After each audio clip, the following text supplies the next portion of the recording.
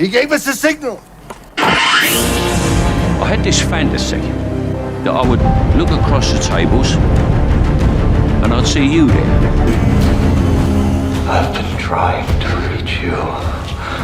Burn to God! Potentially the most important part of a film is the ending. It's the part that's fresh in everyone's mind after initial viewing. Most memorable films have a pretty memorable ending, in my experience at least. There are ones that don't, of course. There can be terrible movies with good endings. I have seen movies that the ending has tricked me into believing that movie is good, when in fact, all the way up until the past 5 minutes, I was not enjoying anything.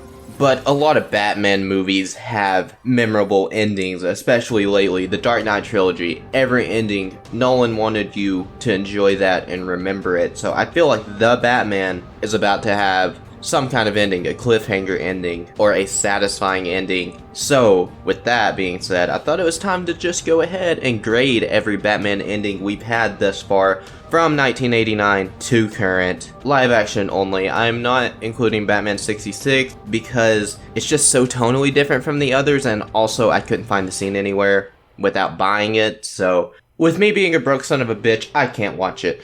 But the Batman 66 ending, it's fine, it's whatever, it feels like Batman 66, you know? With that being said, let's go ahead and get into every Batman film graded. Remember, Robin, always look both ways. Batman 1989, I think this is a pretty good ending. It feels very Batman, the score adds to everything. Introduction of the bat signal was right before the final shot, so that is technically part of the final scene, but it is not the ending of the movie. The ending is Batman standing atop a building, looking down at Gotham by the bat signal lit up in the sky. It's a very beautiful ending. Batman looks kind of weird in this shot. Obviously, it was 1989, so can't hold that against it too much. I do prefer the Batman Returns ending, although it is very, very similar. So, Batman 1989, A-. Mr. Wayne told me to tell you that he might be a little late. Batman Returns. I love the ending to this movie so much. The lead up to this ending makes more sense than the Batman 89 one does. Or maybe not makes more sense, but it just flows better, it transitions better. So the last line of dialogue in this before it gets to the final shot is goodwill towards men and women. Goodwill toward men. And women. Which is perfect. It's a perfect line to end this movie on. Then it cuts up to the shot of the bat signal and Catwoman comes into view. And it was supposed to be teasing a Michelle Pfeiffer Catwoman movie, which I wish we had gotten that instead of the Halle Berry one. I'm pretty sure everyone does. Also, Bruce Wayne is holding a black cat, which is just perfect. I love the little details like that. I just like the atmosphere of Batman Returns. It's a little disappointing that we didn't get a follow-up to that cliffhanger ending, but it's still a beautiful ending, beautiful shot, great lead-up. It's better than 89, just slightly in my opinion. So, Batman Returns, A. I really dislike the Batman Forever ending. I don't like Batman and Robin just running at the camera shadowed. I'm like, okay, so cool, we're getting a second movie. We kind of already knew this. Also, why was the final scene of this movie between Batman and Chase Meridian and it ends with Batman and Robin running at the camera even though it's been like 10 minutes since we last saw Robin? Grade F. The Batman and Robin ending is basically the same thing, but with Batgirl added to it. Look, all I'm saying is at least the scene directly before this happens has all three of them. It has Bruce, Dick, and Barbara, and I think Alfred is there too. It has the whole Bat family. And the scene before that, the Arkham scene before that, they also had an Arkham scene in Batman Forever. The Freeze Ivy one is better than the Riddler and Chase Meridian one. I don't care what you say, you cannot change my opinion on that. Your entrance was good. His was better. The final shot is still very, very dumb. And I don't want to say these are bad shots, I just think they are terrible ways to end a movie. Like, I feel like if you want to use that, just start the movie with it. Why are you closing your movie out like this? This should just be part of the credits. Which I guess it basically is, but I still really don't like this ending. I'm gonna give it higher than Batman Forever. Grade D-. She knows who we are. Guess we'll just have to kill her. Yep, we'll kill her later. We have work to do. The most perfect ending to a Batman movie ever, Batman Begins. It's simply Gordon saying to Batman, I never said thank you, and Batman saying, you'll never have to. Batman leaps off the building, cuts to credits. Perfection. Grade A+. I never said thank you. And you'll never have to. It also teased the Joker and stuff, but you know, without that even, it's still an A+. The Dark Knight. This is also, if Batman Begins didn't exist, this would definitely be my favorite. The entire hero Gotham needs, not the one that it deserves thing is on full display. Batman says, No, you can't. You're not. Whatever Gotham needs me to be. GCPD breaking down the bat signal, of course them sicking the dogs on him, Batman getting on the bat pod, racing away, and of course the phenomenal Gordon speech. He's a silent guardian, a watchful protector,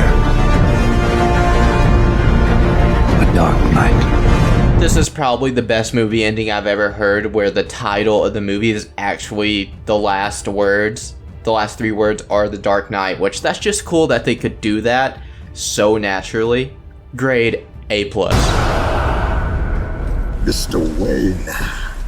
The Dark Knight Rises. I really wish this movie would have ended on the cafe shot. I love the cafe scene. I love the callback to the moment Bruce and Alfred had. I love that Bruce and Alfred, their final scene, each of their final scenes was on screen together in the same place. I think pretty much everyone already knew that Batman wasn't going to die, that he was just going to disappear. Of course, the death was going to be fake. They weren't just going to kill Batman. And I love everything up until John Blake discovers the Batcave. Now, I don't hate this part of the movie, but also, why is this your ending to a Batman movie? John Blake, who is supposed to be Robin, why is his real name Robin also? That was also dumb. Why can't it just be like, oh, your actual name is Dick John Blake Grayson? That would make sense. Dick Grayson's father, his name is John. John Grayson. John could work as a middle name for Dick. But no, they go with his name as Robin, then he discovers the Batcave, then it cuts to credits. Now, as I said, if it ended on the cafe shot, this would be almost as good as the last 2, I think. But the Batcave scene, the John Blake stuff, I don't know, it just kind of takes away because it's stupid that his name is Robin. It's kind of stupid that he discovered the Batcave, and of course Nolan wasn't going to do anything with that. I think most people knew Nolan wasn't going to do anything with that because Nolan isn't really a franchise guy. We're lucky to get him to do 3 of these movies. Grade B. Batman v Superman: Dawn of Justice.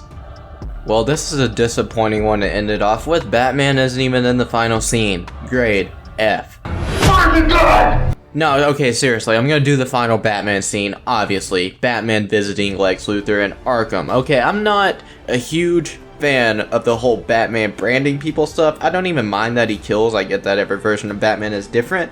But him just branding people, that is it's a bit far, I feel. I don't see Batman ever doing that for any reason. It's like some Frank Miller type stuff. Post The Dark Knight Returns Frank Miller. But Batman's basically there threatening Lex like, yo, you're getting a transfer to Arkham. You're gonna be around my parts. And he's got the Bat brand on his fist. And it does end with a cool way with him punching the wall and it's the Bat symbol. I'm not a fan of Jesse Eisenberg as Lex Luthor, so that does bring this last Batman moment in the film down a bit for me. It's still way better than Batman and Robin and Batman Forever though, so grade C+.